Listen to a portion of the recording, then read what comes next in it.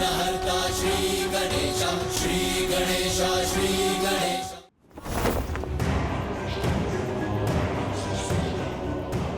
मेरे और मेरे अजय भ्राता गजमुख के बाहुबल के सामने दुर्बल है देवता, दुर्बल है आप और आपकी ये भविष्यवाणी। सृष्टि रचयिता ब्रह्मदेव,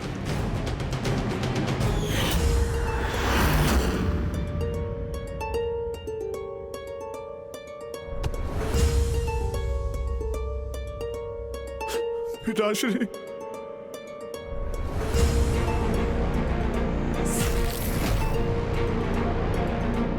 मेरे पिता का वध किया तुमने। तुम हो मेरे पिता महान असुर गजमुखन के वधिक।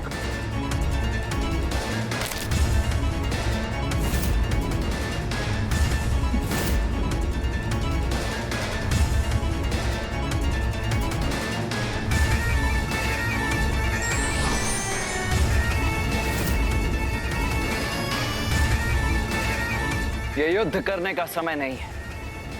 अभी तुम शोक में हो और पुत्र होने के नाते सर्वप्रथम तुम्हारा कर्तव्य है कि तुम अपने पिता का अंतिम संस्कार करो, युद्ध नहीं। उसके उपरांत भी यदि तुम मुझसे युद्ध करना चाहते हो तो प्रस्तुत हो जाना।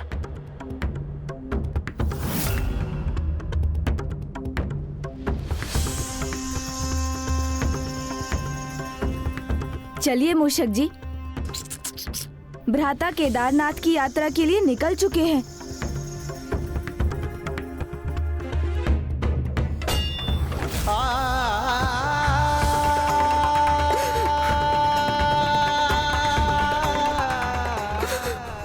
मुझे क्षमा कर दीजिए पिताश्री, मैं समय पर नहीं आ सका और जब मैं पहुंचा तो आपकी सहायता ना कर सका। आपके वधिक को सुरक्षित जाने दिया मैंने।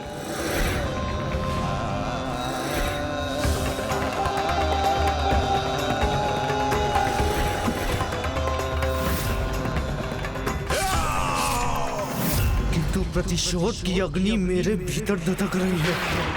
जब मैं आपकी मृत्यु का प्रतिशोध लूंगा, वो सर्वकाल का सबसे भयंकर युद्ध होगा। काल का सबसे भयंकर युद्ध होगा।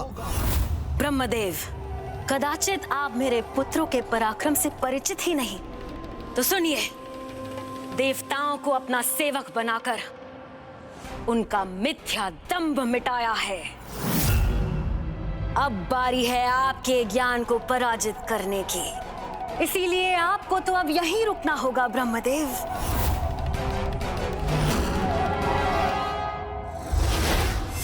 ले जाओ इन्हें, बंदी बना लो और हर दिन के आरंभ में मेरे सामने प्रस्तुत करो, ताकि ये अपने पंचांग की गणना करके देख सके कि हम कैसे उसको अपने अनुसार परिवर्तित कर रहे हैं। ये कैसा दृश्य देखा मैंने?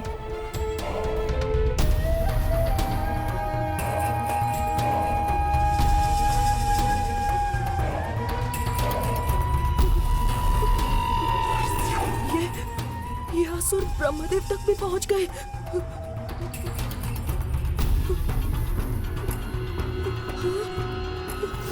ब्रह्मदेव स्वयं इनके बंदी बन गए, तो फिर हमें कौन मुक्त करेगा?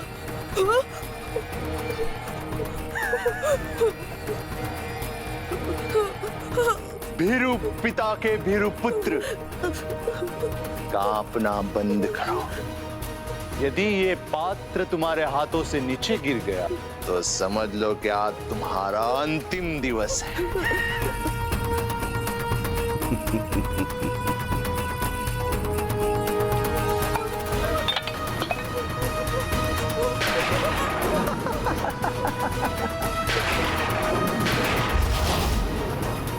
इस जल में रक्त क्यों दिखाई दे रहा है मुझे?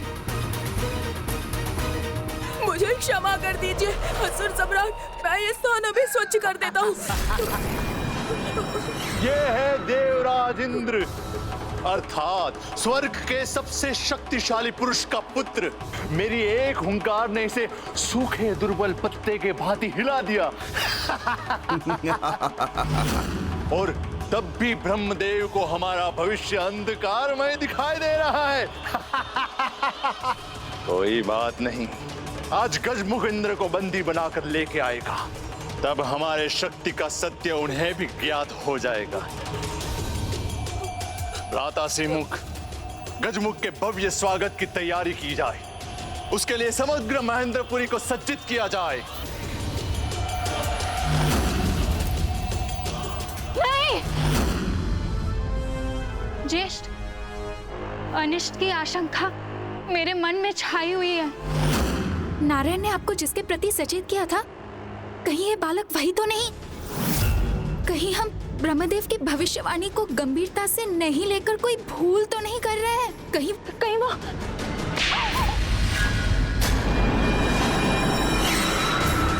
गजमुखन और सिंहमुखन जैसे पराक्रमी योद्धा की बहन की मुख से ऐसी निराशाजनक बातें शोभा नहीं देती। इसीलिए तुम्हारी भलाई इसी में है कि तुम अपना मुख बंद रखो।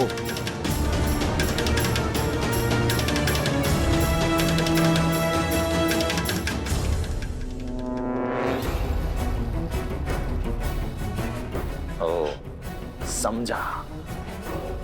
दिन रात ऋषि मुनियों को प्रताड़ित करने के लिए उसके साथ रहती हो तुम। उसके लिए उनकी संगति का प्रभाव हुआ है तुम पर। बुद्धि भ्रष्ट हो गई है तुम्हारी। शत्रु के प्रति सचेत रहने का अनुरोध कर रही हूँ मैं केवल। यहाँ प्रतीक्षा करने के स्थान पर आवश्यकता पड़ने पर प्रातः गजमुखन की सहायता के लिए हमें तैयार रहना चाहिए। अब मैं तुमसे सीखूं कि मुझे क्या करना चाहिए और क्या नहीं। जिसने मात्र कुछ असहाय ऋषि मुनियों को सताया है, वो मुझे सिखाएगी कि असुरों का साम्राज्य मैं कैसे चलाऊं। ज्येष्ठ मुझे अपमानित क्यों कर रहे हैं? एक नारी जिसमें ना बुद्धि है ना बल। अब मुझे उससे सीखना होगा कि मैं अपने असुर साम्राज्य की रक्षा कैसे करूं। जाओ, दूर हो जाओ मेरी दृष्टि से। तुम्हारे इस मुख को ना ही मैं अब देखना चाहता हूं, ना ही तुम्हारे कोई व्यर्थ के सुझाव सुनना चाहता हूं। जाओ। अब ज्येष्ठ ने मेरे अपमान और तिरस्कार की सभी सीमाएं पार कर दी हैं, परंतु मैं इसका उत्तर अवश्य दूंगी।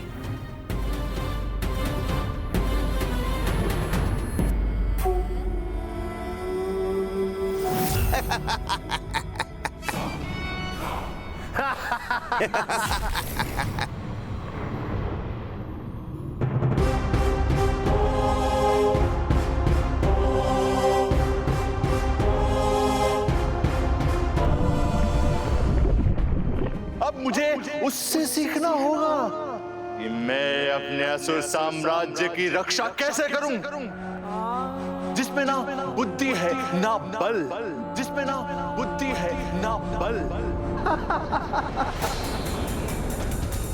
अंततः ढूंढ ही लिया मैंने। मुझे ज्ञात हो गया देवराज इंद्र की पत्नी देवी सची कहाँ है, परंतु उसे पकड़ने में तुम्हारी सहायता चाहिए।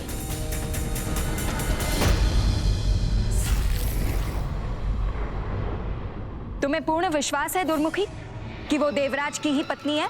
हाँ, किंतु तुम्हारे नेत्रों में अश्रु क्यों है?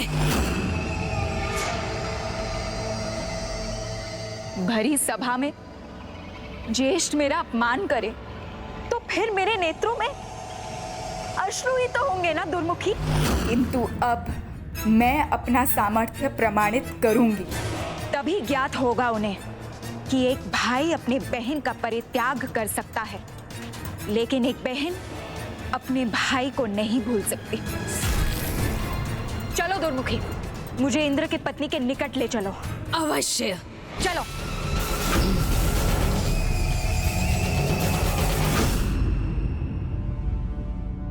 ओम नमः शिवाय, ओम नमः शिवाय। हे महादेव, आपसे एक ही प्रार्थना है जब तक कुमार कार्तिकेय उस अत्याचारी तक ना पहुंच जाए, तब तक आप मेरे पुत्र जयंत को सुरक्षित रखिएगा।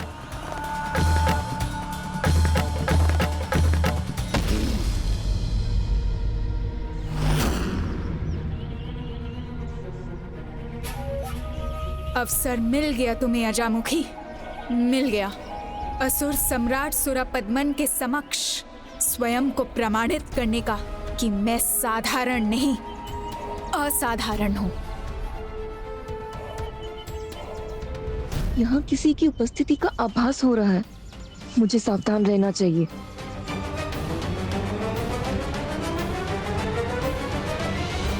क्या हुआ पुत्री देवसेना? माता, यहाँ किसी असुरी शक्ति की छाया है। हाँ पुत्री देवसेना, किंतु अब हम क्या करें? जो सबके सहायक है, अब वही हमारी सहायता करेंगे।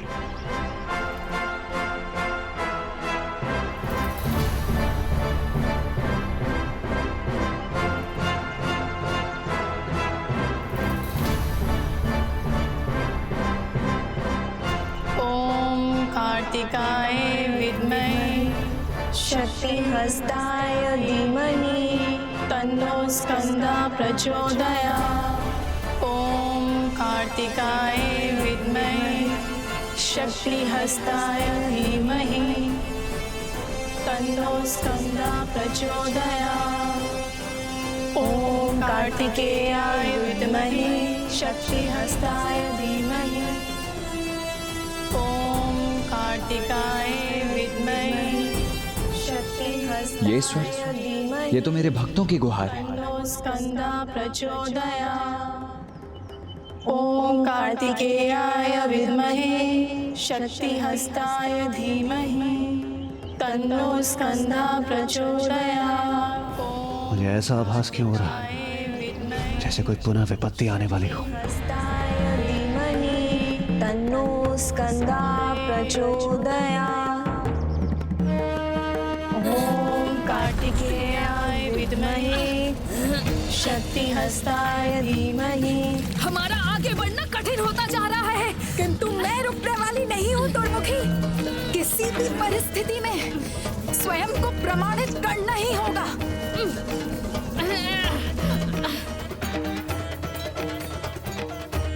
देव सेनापति कुमार कार्तिकेय, संकट बार बार आहट दे रहा है। मेरे मन में अनेकों आशंकाओं के मेघ उमड़ रहे हैं। ऐसा प्रतीत हो रहा है जैसे मेरी पत्नी और पुत्री पर कोई नवीन संकट छाने वाला है। आप चिंता मत कीजिए देवराज। ओम कार्तिकेयाय विद्महे शक्तिहस्ताय धीमहि तन्नो स्कंदः प्रचोदयात्। वीरबाहु, देवी शची और देवसेना की सुरक्षा का दायित्व मैं आपको सौंपता हूं। शीघ्र वहां पहुंचिए और उनकी सुरक्षा सुनिश्चित करके हमें केदारनाथ के मार्ग पर मिले।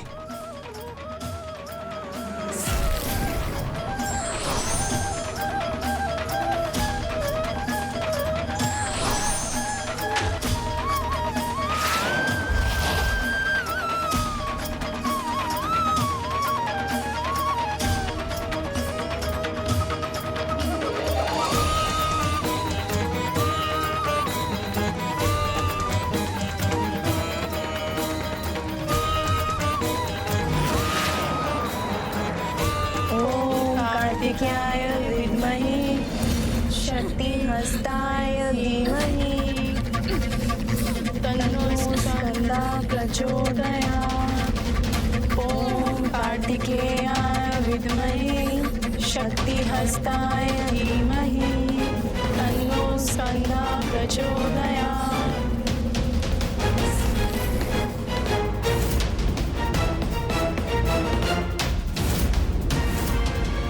ना व्यर्थ का विरोध, ना कोई चीख पुकार, ये सब नहीं चाहिए मुझे। शांति पूर्वक चलो मेरे साथ। मैं तुम्हें तुम्हारे पुत्र के पास ले चलूंगी, जिसकी सुरक्षा की तुम प्रार्थना कर रही थी। माता और पुत्र दोनों मिलकर असुर सम्राट की सेवा करना। तुम्हारा सौंदर्य उन्हें अवश्य भाएगा और वो मेरे उपहार स्वरूप तुम्हें अवश्य स्वीकार करेंगे।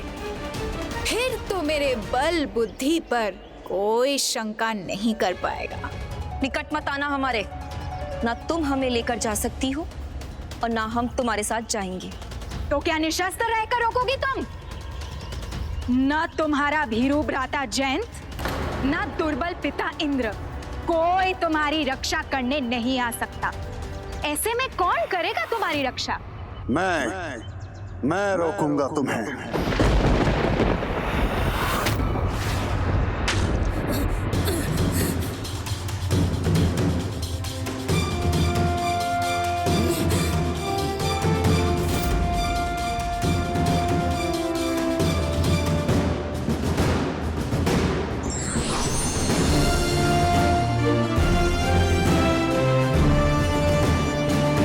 गजामुखी हूं मैं, कोई साधारण स्त्री नहीं।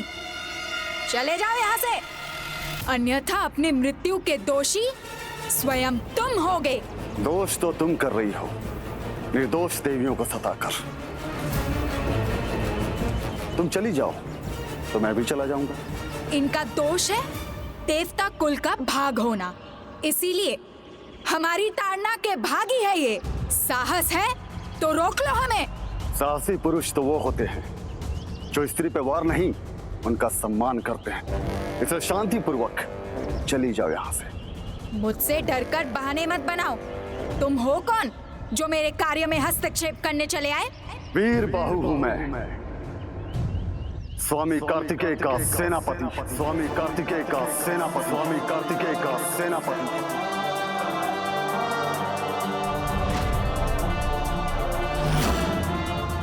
कार्तिकेय?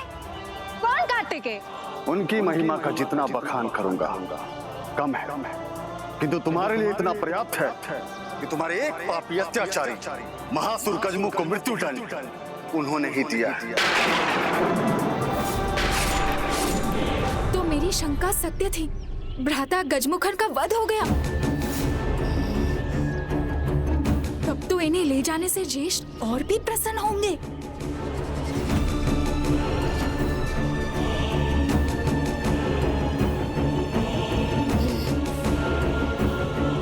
जो भी है उसके किए का दंड अवश्य मिलेगा और मेरे प्रतिशोध का आरंभ होगा इन दोनों के हरण से।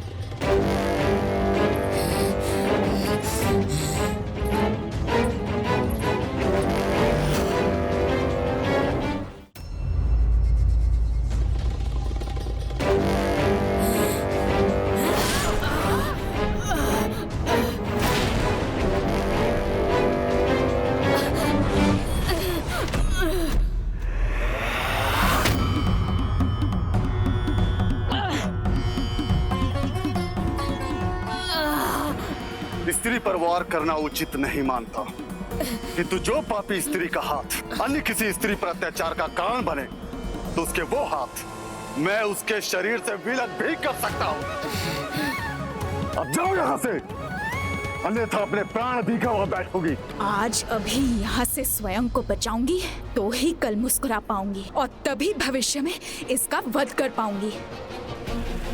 सावधान रहना, पराजय स्वीकार नहीं करेंगे हम। तुम्हें और तुम्हारे कार्तिकेय को अपने अपराधों का दंड अवश्य प्राप्त होगा।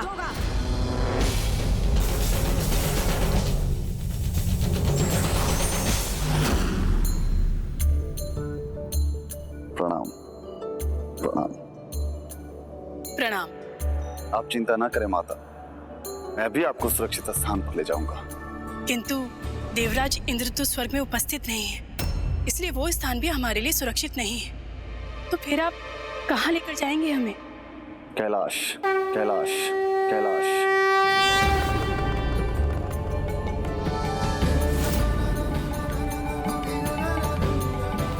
संकट के गर्भ कभी कभी शुभ संकेत भी छुपे होते हैं। इस संकट ने मेरे भावी पुत्र वधु के यहाँ आगमन का संयोग उत्पन्न कर दिया है।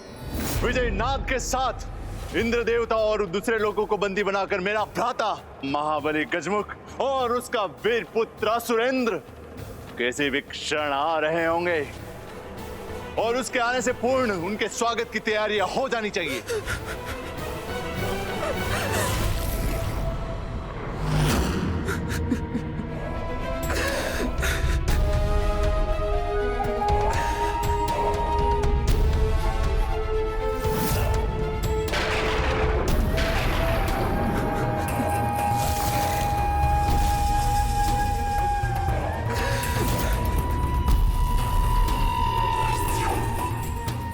कहाँ है ये सुरेंद्र और मेरे भ्राता गजमुख कहाँ है? और तुम उसके मुकुट लेके क्यों आए हो? यही शेष बचा है पिताश्री का। वो अकेले थे जब उसने पिताश्री पर प्रहार किया और उनका वध कर दिया। वो अपने 9 योद्धाओं और देवताओं के साथ था और मैं अकेले होने के कारण उसे क्षति तक भी नहीं पहुंचा सका। छीन लिया उसने पिताश्री को, आपके भ्राता को छीन लिया। कौन है वो?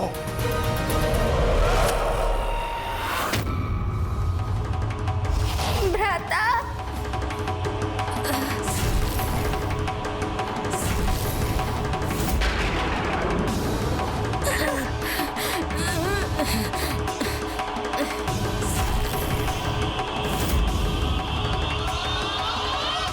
देखिए भ्राता, आपकी बहन की कैसी दुर्दशा की उसने। असुर सम्राट की बहन यदि दुर्बल इंद्र की पत्नी देवी शची को आपकी सेविका बनाने के लिए लेने गई थी तो उसमें भला मेरा क्या दोष था?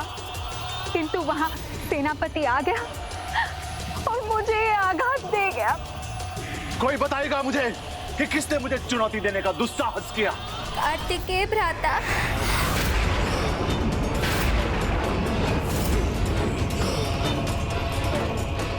मेरा हाथ मेरे शरीर से विलग कर दिया।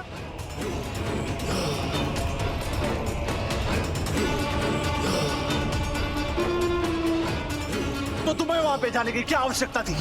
स्त्री हो अबला हो तो तुम्हें यहाँ पे ही रहना चाहिए था ना, राजभवन में। जिसका सामर्थ्य नहीं वो करने क्यों गई थी तुम? बस भ्राता, आप मेरे अपमान की सारी सीमा लांघ चुके हैं। आप केवल एक सामान्य असमर्थ पुरुष की भांति अपने गृह में अपने ही लोगों और स्त्रियों का अपमान क्यों कर रहे हैं? यदि आप सचमुच में एक महान पराक्रमी योद्धा हैं, तो जाइए अपने भ्राता के अंत का प्रतिशोध लीजिए। युद्ध भूमि में जाइए। इस प्रकार गृह में हुंकार भरने से कुछ नहीं होगा। जाइए भ्राता, जाइए। हाँ हाँ, स्वयं मैं जाऊंगा और उसका अंत करूंगा और उसके बाद मैं तुम्हें दंडित करूंगा।